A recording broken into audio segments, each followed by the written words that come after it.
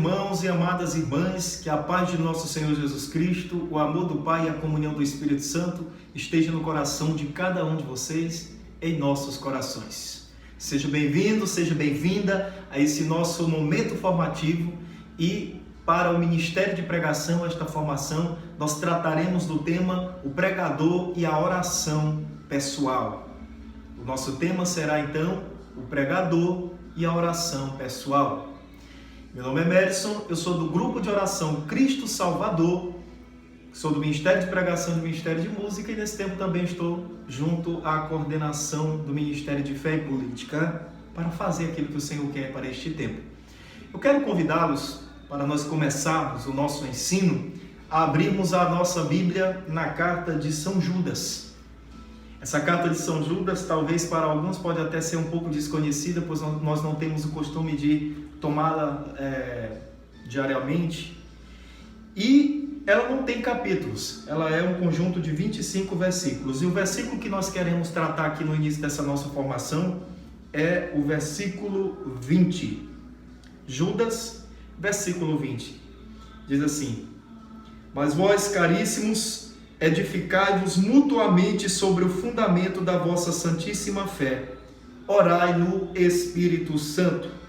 Conservai-vos no amor de Deus, aguardando a misericórdia de nosso Senhor Jesus Cristo para a vida eterna. Palavra do Senhor, graças a Deus. Eu quero que nós fiquemos com a parte B do versículo 20. Orai no Espírito Santo. Que nós possamos repetir durante um tempo da nossa vida essa palavra rema, orai no Espírito Santo, para que nós não nos esqueçamos de que o ponto de partida da nossa vida espiritual, da nossa convivência com Deus, é a oração no Espírito Santo. Então, meus irmãos e minhas irmãs, pregadores e pregadoras, arautos do Evangelho de nosso Senhor Jesus Cristo, trombetas vivas da palavra de Deus, trombetas de Sião. Eu quero começar trazendo para nós a realidade. Deus, nesse tempo, Ele quer despertar nossa humanidade tão confusa, onde muitos de nós, os crentes, os cristãos católicos, os carismáticos, também estamos no meio desta confusão, mergulhados de alguma forma, por alguma maneira, no mundanismo espiritual que já nos colocava e nos ensinava o Papa Francisco em seus recentes pronunciamentos. Deus quer nos despertar para um derramamento poderoso e profético do Espírito Santo. Não tem como nós, nesse tema, o pregador e a oração pessoal, nós ficarmos sem falar em derramamento poderoso do Espírito Santo. E quero falar uma coisa muito importante para você. Longe de menosprezar as técnicas formativas que nós usamos dentro do Ministério de Pregação, eu preciso te alertar para o seguinte: por mais erudito, por mais dialético que seja um pregador, por mais que ele tenha uma ampla visão das coisas, por mais que ele tenha uma grande eloquência, muita simpatia, por mais que a sua aparência seja cativante e agradável, se ele não tiver uma coisa chamada fervor espiritual, não vai adiantar ele ter todas essas perspicácias no seu ministério. Nós precisamos falar de Espírito Santo e de fervor espiritual aqui neste ensino. Outro ponto que eu quero destacar nesse momento introdutório do nosso ensino é que nós precisamos colocar uma coisa na nossa vida, na nossa consciência e no nosso coração. A oração, ela nos faz tocar a eternidade. E quando ela nos faz tocar a eternidade, ela também nos faz mover essa eternidade em favor de nós e da causa pela qual nós estamos em oração. O pregador, ele toca o coração das pessoas através da pregação. Mas se o pregador ele não estiver ungido, essa palavra pregada não terá vida. Outro aspecto importante desse nosso ensino sobre o pregador e a oração pessoal é que, irmãos e irmãs, embora nós saibamos, e isso nos ensina os doutores da igreja, sobretudo Tomás de Aquino, e isso nos ensina a doutrina da igreja, o catecismo da igreja, embora nós saibamos que a unção, ela seja uma capacitação sobrenatural e espiritual que o Espírito Santo nos concede para determinadas missões, e daí nasce aquela palavra que nós tanto conhecemos e pregamos em nosso meio: para cada nova missão, uma nova unção, e uma nova unção para cada nova missão. Nós precisamos também entender que recebemos essa unção pela graça, pela capacitação sobrenatural e espiritual advinda de Deus. Mas ela também é conquistada através de um esforço diário. Não podemos menosprezar a nossa parcela de contribuição nesse processo de recebimento da unção de Deus. Nós precisamos gastar tempo, horas e dias em oração na presença do Senhor. Nós precisamos batalhar para conseguir esta unção. Existe uma coisa que eu gosto muito de falar quando eu estou formando pregadores, é que a pregação, ela traz o martelo da lógica e o fogo do zelo que o pregador leva na mensagem a ser anunciada. Mas, meus amados irmãos, para quebrar o coração das pessoas não é necessário, não se faz necessário somente esse martelo da lógica, da exegese, do entendimento, da contextualização bíblica e o zelo, o fogo do zelo daquele pregador em estar ali pregando aquela palavra com fidelidade. É preciso também que tenhamos a unção, essa capacidade, essa capacitação espiritual, essa graça que vem de Deus, que vem do céu para a nossa vida. E como eu dizia, é necessário que nós saibamos que esta unção, ela vem através da vida de oração pessoal do pregador. Vamos entender uma coisa. Quando nós falamos em oração pessoal, nós estamos falando da minha vida de oração na minha casa, do meu lugar secreto, da minha intimidade com Deus, do meu relacionamento com Ele. Precisamos separar oração comunitária de oração pessoal, porque muitas pessoas têm caído no erro de apenas orar quando estão no ambiente comunitário. E a vida carismática, ela se dá sobretudo no íntimo da oração. Irmão, irmã, uma coisa importante nesse processo de entendimento do nosso tema: nossa vida espiritual, ela tem que ser gerada num ventre e não num túmulo. O que eu quero dizer com isso? Eu quero dizer que todo declínio espiritual e ministerial, ele começa com a nossa negligência na vida de oração. E eu digo para você, nada pode compensar a falta de oração na vida de um pregador.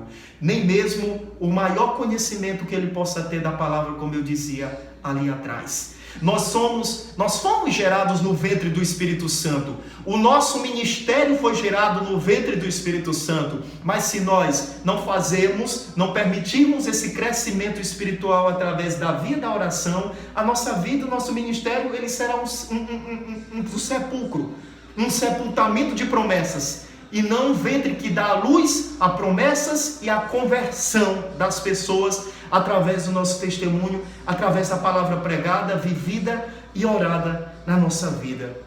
E eu falava para vocês de intimidade.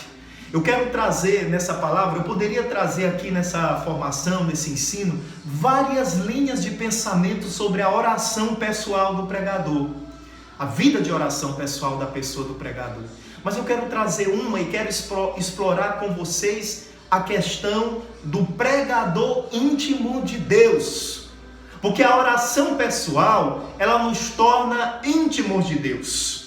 Essa palavra íntimo, que vem aí, a intimidade, ela vem da palavra grega oikeios. É uma palavra difícil de pronunciar. E o significado dessa palavra oikeios significa exatamente amizade, familiaridade. relações habituais, trato íntimo. E é isso que acontece quando nós vivemos uma vida de oração coesa, uma vida de oração eficaz, uma vida de oração efetiva com Deus. Acontece o processo de familiaridade, de relação e conhecimento daquilo que Deus tem, daquilo que Deus quer, daquilo que Deus faz na nossa vida. Deus, Ele sempre tomou a iniciativa de dar e de fazer um trato íntimo para com aqueles que Ele se revelava. Ele sempre tomava a iniciativa da intimidade. Foi assim que aconteceu com o jovem Samuel no templo, lá no 1 Samuel capítulo 3, versículo de 1 a 11, quando Deus começa a falar com ele. Quando nós falamos aquela palavra, Ele nos amou primeiro, significa que Deus sempre toma a iniciativa de tudo. No princípio foi assim. Quando Ele tinha feito todas as coisas, quando Ele tomou a iniciativa de fazer todas as coisas, Ele também tomou a iniciativa de nos criar, de nos amar, de se revelar a nós. E a intimidade, ela sempre é começada em Deus. E ela é efetivada no coração daqueles que se abrem a essa iniciativa de Deus. Então Samuel, ele ouve Deus o chamando e ele diz: fala, Senhor, que teu servo escuta. Da mesma forma aconteceu com a pessoa de Moisés, lá no livro do Êxodo, capítulo 3, versículo de 1 a 10. Moisés, Moisés, tira as sandálias dos teus pés, porque o lugar em que tu estás é um lugar santo. E ali Moisés falava e perguntava: quem és tu? O que direi aos que me perguntarem o teu nome? E ele diz: eu sou aquele que sou. E Moisés foi enviado para a maior e mais fantástica missão da primeira aliança, que foi libertar o povo do cativeiro do Egito. Você sabe muito bem disso, meu amado pregador, minha amada pregadora. Foi na intimidade de alguém que estava disposto a escutar a voz do Senhor. E tantas outras coisas, tantas outras situações em que na Bíblia Deus toma a iniciativa de ser íntimo. No Evangelho de João, no capítulo 15, no versículo 8, versículo de 1 a 8, que inclusive durante essa semana inteira nós ouvimos o capítulo 14 e 15 desse Evangelho de João. Jesus, ele toma a iniciativa também de ser íntimo dos seus, e ele diz: não foste vós que me escolhestes, mas eu vos escolhi, vos enviei para que produzais frutos, e que o vosso fruto permaneça. Permaneçam na videira, permaneçam ligados na videira, e vocês vão dar frutos. Além de muitas coisas que Jesus está falando nesse evangelho da koinonia, da comunhão, ele está falando dessa intimidade que eu e você precisamos ter com ele para gerarmos os frutos. Sabe qual é a seiva fundamental e necessária para que nós, os ramos, possamos produzir os frutos? É exatamente a seiva da oração. Sem ela, nós seremos figueiras estéreis, que não daremos frutos, e quando Jesus for procurar o fruto, não terá fruto. Pense nisso, meu amado irmão. A pergunta que surge agora é: por que ser íntimo? Por que eu devo ser íntimo? Irmãos amados, irmãs amadas, nós precisamos ser íntimos de Deus por uma questão muito óbvia e muito lógica, que é alicerce para o nosso ministério da pregação. Nós precisamos ser íntimos de Deus pelo fato de que a primeira vocação de um profeta, de um pregador, olha que eu já dei spoiler do que eu ia falar, a primeira vocação do pregador é ser... A primeira vocação do pregador é ser um profeta.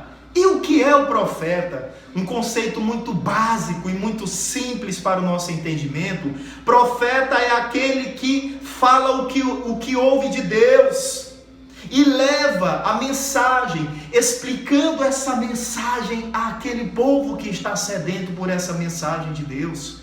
A primeira vocação de um pregador é ser esse profeta que fala em nome de Deus. Mas eu quero te perguntar uma coisa: como é que nós vamos falar daquilo que nós não escutamos? Como é que nós vamos fazer com que as pessoas experimentem algo que nós, primeiramente, não temos experimentado? Seria uma verdadeira traição ao Evangelho, seria uma verdadeira traição ao nosso ministério, se a nossa vida, ela continuasse, ela fosse uma vida de superficialidade na oração. E eu já quero te dizer uma coisa: Deus te chamou para este ministério da pregação, não foi para ser um mero transmissor da palavra escrita, mas foi para ser um grande comunicador do Espírito Santo, movido pela eternidade, um comunicador da obra de Deus, daquilo que Ele estava fazendo, que Ele está fazendo e daquilo que Ele fará na vida das pessoas. Você é profeta, você é profetiza, você não pode se contentar com o nível de vida de oração que você está. Eu quero perguntar para você, qual é o seu nível, a sua temperatura espiritual?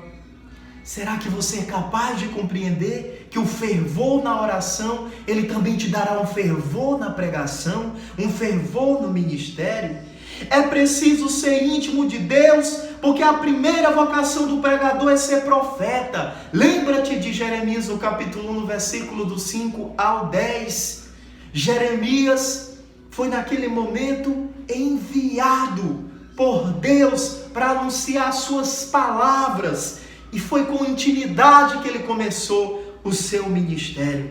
Irmãos, a segunda coisa que nós precisamos compreender aqui, por que ser íntimo de Deus, além da primeira vocação do pregador, que é ser profeta, é que a intimidade com Deus, ela nos dá a graça, o dom de ouvir o Senhor, de escutar a sua voz, de andar debaixo da sua palavra. Dificilmente um pregador, uma pregadora, ele vai andar debaixo da palavra de Deus e vai anunciar a palavra de Deus se ele não estiver na vida de oração, se ele não estiver na vida de intimidade com Deus.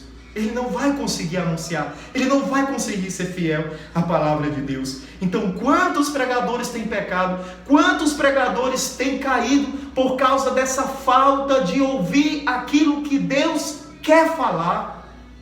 É na oração que nós conhecemos, é na oração que Deus nos dá a conhecer os seus segredos, é na intimidade, é na relação com Ele que Ele nos dá a conhecer a sua palavra e aquilo que nós precisamos anunciar.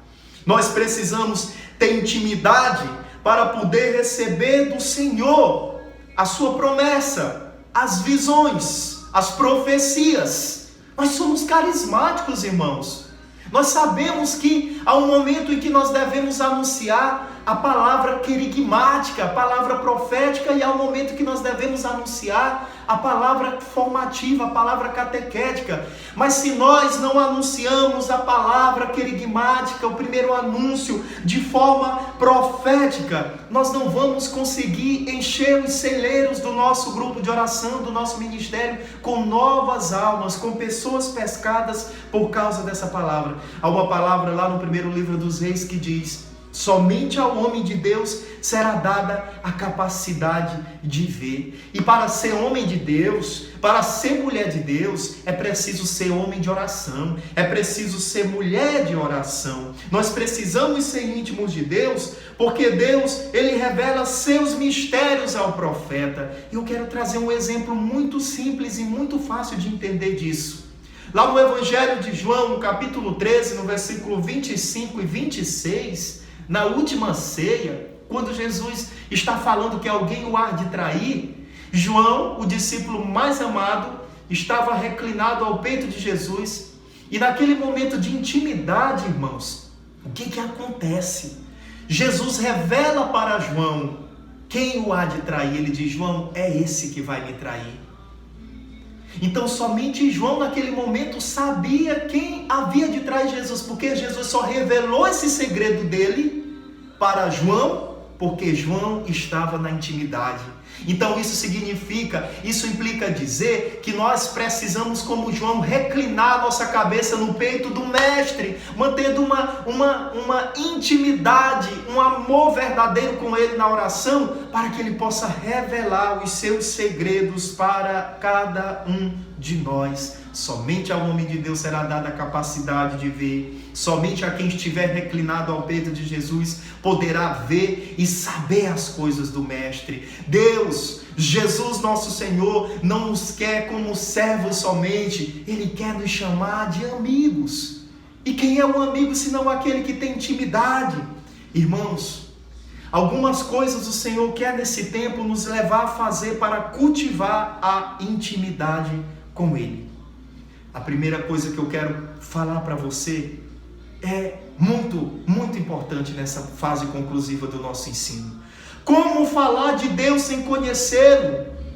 Como nós vamos levar para as pessoas um Deus que nós mesmos não temos certeza e não temos amizade? Nós precisamos sair desse campo de superficialidade da nossa vida de oração e passar a mergulhar na profundidade do Espírito Santo, do céu, das coisas sobrenaturais e das coisas celestiais. Duas coisas eu quero que você se coloque a partir de hoje a fazer, a realizar. A primeira é aproximar-se de Deus. Nesse tempo em que nós estamos vivendo de isolamento social, de distanciamento social, talvez por estarmos privados dos sacramentos, nós tenhamos experimentado uma aridez na nossa vida de oração, nas nossas práticas espirituais. No entanto, a palavra de Deus, lá no livro de Hebreus, no capítulo 11, no versículo 6, está dizendo isso. Aproximai-vos do Senhor, venham para o Senhor. Nós precisamos, como pregadores, todos os dias da nossa vida, fazer um exercício de ida, de retorno ao primeiro amor. E quem é o primeiro amor a não ser o próprio Jesus? Gente, muitas pessoas têm dificuldade de entender o que é o primeiro amor, porque muitas pessoas pensam que o primeiro amor é uma teoria, uma teologia. Mas não, ou um acontecimento, um evento. O primeiro amor é uma pessoa, o primeiro amor é Jesus. É preciso voltar para Ele, gente. Ele se deixa encontrar nesse tempo. É um tempo de crescimento espiritual. É um tempo em que Deus está nos presenteando com tempo para a oração e para a palavra. E quando a palavra e a oração se encontram, eu vou falar uma coisa para vocês, acontece uma verdadeira unidade do nosso coração com o coração de Deus. Então a primeira coisa que nós precisamos nesse tempo fazer é nos voltar para Deus de todo o coração, tirando os hábitos velhos, gerando metanoia dentro de nós, essa palavra que é mudança de mentalidade. Mas tem uma segunda coisa que o Senhor está querendo de nós ao nos voltarmos para Ele, ao nos voltarmos para o primeiro amor, é o mergulhar na oração. Isso requer uma coisa chamada disciplina. Quantos pregadores não têm tido qualidade de vida espiritual e qualidade ministerial porque não têm tido disciplina na oração, na leitura da palavra, no crescimento diário da palavra, do ministério? Ei, acorde, ainda dá tempo. É tempo de potencializar a sua vida espiritual e a sua vida ministerial. E o caminho da intimidade, o caminho da oração pessoal precisa ser revisto, precisa ser refeito, precisa ser repensado. Estejamos sempre abertos ao Espírito que nos sugere sempre coisas novas. Já disse recentemente o Papa Francisco, existem muitas pessoas, quando eu orava por esse momento, que estão insistindo em práticas velhas, em coisas que não deram frutos, em coisas estéreis. Ei, se abra ao Espírito Santo de Deus, mergulhe na oração. Quando fala mergulhar, é profundidade. Saia da superficialidade. Você precisa ir atingindo esse crescimento espiritual a partir da intimidade e da vida de oração, porque você e eu, nós somos batizados no Espírito Santo, nós somos carismáticos, e isso nos dá poder, capacidade de viver uma vida transfigurada, transformada e potencializada em Jesus. Então, passadas essas duas coisas, eu quero fazer uma pergunta para você, caminhando para a conclusão do nosso tema. Por que Jesus orava? Gente, quando eu não tinha tanta maturidade espiritual e ministerial, quando eu li algumas palavras nos evangelhos sinóticos, onde fala que Jesus estava orando no monte, eu me perguntava sempre: Senhor, por que tu oravas? Porque tu és o Filho de Deus e tu não terias necessidade de orar. E um dia o Senhor respondeu comigo da seguinte maneira: eu orava ali, na verdade, era contemplando a face do meu Pai e contemplando o amor do Espírito Santo. E o que é a vida de oração de um pregador, a não ser o exemplo do seu mestre, daquele que o pregador anuncia, nosso Senhor Jesus Cristo, a não ser também a nossa oração, uma verdadeira contemplação da face do Pai, do amor do Pai, da face do Filho, da salvação de Jesus e da obra do Espírito Santo de Deus na nossa vida. A oração íntima, a intimidade na oração pessoal de um pregador o leva a estar no centro da glória de Deus. E me perdoe a ousadia, talvez para uns vai soar até como algo muito louco, mas quando nós estamos na oração íntima, nós ficamos no centro da glória da Trindade, meus irmãos. Assim como Pedro, Tiago e João no Monte Tabor, no dia da transfiguração, contemplaram mesmo inconscientemente a glória de Jesus, Elias e Moisés à sua direita e à sua esquerda, também nós somos convidados a estar nesse Tabor, a ver este rosto de Jesus. Jesus, ele se revela para quem o contempla, para quem o é íntimo. E Deus quer se revelar a cada pregador dessa diocese, para transfigurar essa diocese com a pregação da palavra viva, da palavra divina. E para concluir, eu me lembro muito aqui dos pronunciamentos e dos escritos do Frei Raniero Cantalamessa. Quando ele escreveu um livro chamado O Mistério da Palavra Divina, ele traz ali duas palavras hebraicas que eu gosto muito de usar, que é Adabá, que significa palavra, e o Ruach, que significa o Espírito Santo, o sopro inicial. E Adabá e a palavra, ele diz, palavra e Espírito, quando se encontram na vida, na mensagem de um pregador, acontece uma verdadeira transformação da realidade.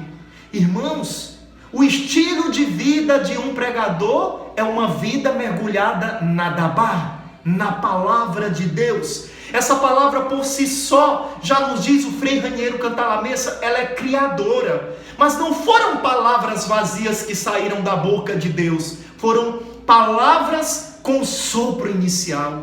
Quando todas as coisas foram criadas no fiat de Deus, no faça-se, ali naquele momento era um movimento da palavra, do verbo e um movimento do Espírito.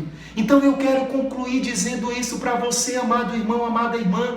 É preciso que nós tenhamos a palavra dentro de nós, é preciso que nós tenhamos o Espírito dentro de nós, para que quando nós pregarmos a palavra de Deus, ela gere os mesmos efeitos criadores, criando conversões, criando curas, criando sinais, criando milagres, criando prodígios, criando conversões, criando avivamento no coração das pessoas. É um tempo da palavra e um tempo do Espírito. É um tempo privilegiado para nós. Amados irmãos, na vida do pregador, a palavra pregada, ela só traz esse poder transformador quando há uma vida de oração. E 4 coisas eu quero que você anote no final de tudo, no final dessa nossa explanação.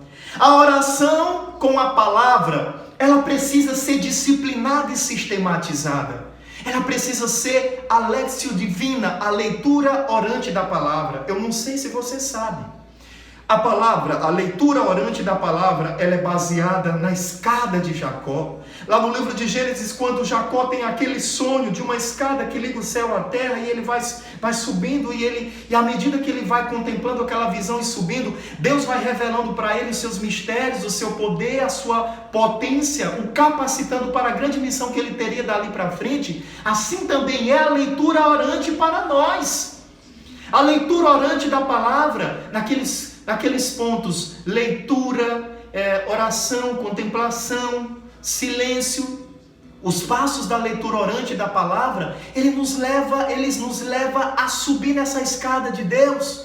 Então, a partir de hoje, coloque a leitura orante como uma meta na sua vida. Segunda coisa, a oração com os carismas. Quantos pregadores não oram mais de forma carismática, com os carismas, com o dom de línguas, a glossolalia, a xenoglossia, a interpretação, as palavras proféticas, a ciência, a fé carismática, o discernimento, a palavra de sabedoria, as curas, os milagres. Irmãos, nós precisamos redescobrir o valor de sermos carismáticos, porque o próprio Frei Raniero Cantalamessa, ele nos diz que os carismas são a energia nuclear da igreja. Você sabe o que é energia nuclear? A energia mais poderosa descoberta na humanidade, é capaz de arrasar todas as coisas. E Deus nos deu essas armas ofensivas e defensivas na oração, que são os carismas, para que nós possamos ser rebustecidos poderosamente com a força do alto,